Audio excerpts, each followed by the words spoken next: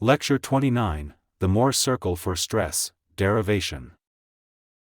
First, let's derive the Mohr circle for stress using a tensor transformation.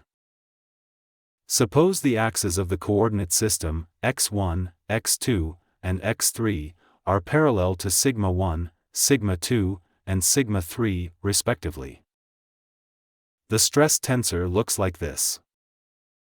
Suppose we have an inclined plane with strike parallel to x2 or sigma 2, and whose normal, n, makes an angle theta with respect to sigma 1.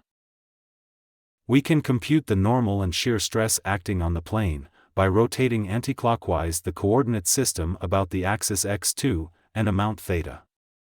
In the new coordinate system, the normal stress would be sigma prime 1 1, and the shear stress would be sigma prime 1 3. The matrix, A, that describes this transformation is this. And the transformation of the stress tensor is given by this equation, in index notation. After expanding this formula, the new components of the stress tensor look like this. Using trigonometric identities for double angles, we can further simplify the new components to these equations, which are the normal and shear stress acting on the plane.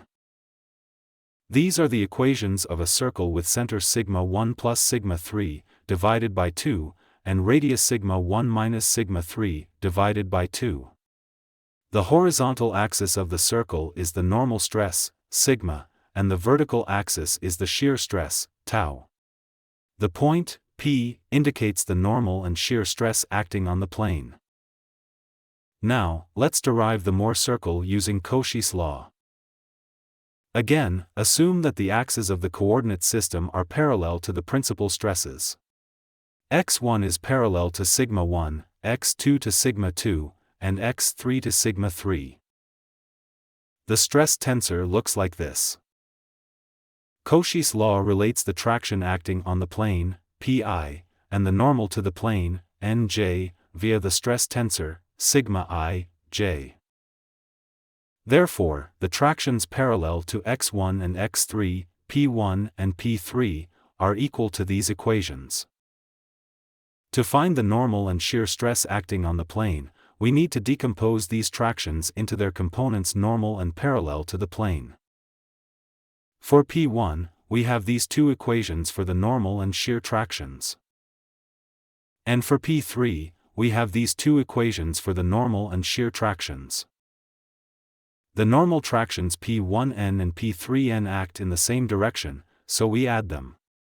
The normal stress acting on the plane, sigma, is given by this equation. The shear tractions P1s and P3s act in opposite directions, so we subtract them. The shear stress acting on the plane, tau, is given by this equation. Using trigonometric identities for double angles, the normal and shear stress acting on the plane are given by these equations, which are the equations of the Mohr circle for stress. These graphs show the variation of the normal stress, sigma, and the shear stress, tau, with the angle the normal to the plane makes with sigma 1, theta. Sigma is equal to sigma 1 when the normal to the plane is parallel to sigma 1, and it is equal to sigma 3 when the normal to the plane is parallel to sigma 3. Tau is 0 when the normal to the plane is parallel to either sigma 1 or sigma 3, and it is maximum when the normal to the plane makes an angle of 45 or 135 degrees with sigma 1. The maximum value of tau is sigma 1 minus sigma 3, divided by 2. To recap, this is the Mohr circle for stress. The horizontal axis is the normal stress, sigma.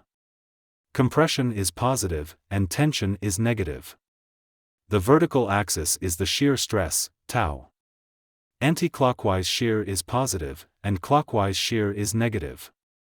The center of the Mohr circle is sigma 1 plus sigma 3, divided by 2, and the radius of the Mohr circle is sigma 1 minus sigma 3, divided by 2.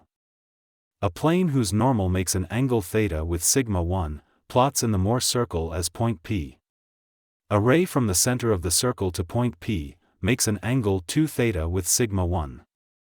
From point P, we can read the normal stress, sigma, and shear stress, tau, acting on the plane. To learn more about this, read these sections from Allmendinger and Reagan. And do this exercise.